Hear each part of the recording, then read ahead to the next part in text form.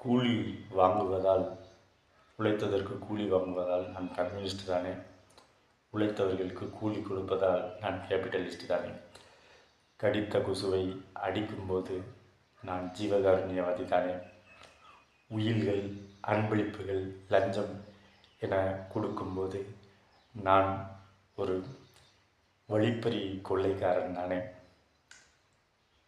என் வீட்டுக்குள் யாரேனும் அநீதி செய்தால் வீட்டுக்குள் மட்டும் அநீதிக்கு செகுவாரா தானே? இப்படியாக ஆகச்சிறந்த சமரசமற்ற போராளி நான் தான் என ஒவ்வொருவர் மனசும் தனக்குத்தானே கற்பிதம் செய்து கொள்கிறது. கற்பது ஞானம் என்றால் கற்றலை மறத்தல் பெருஞானம் என்றோ என்னால்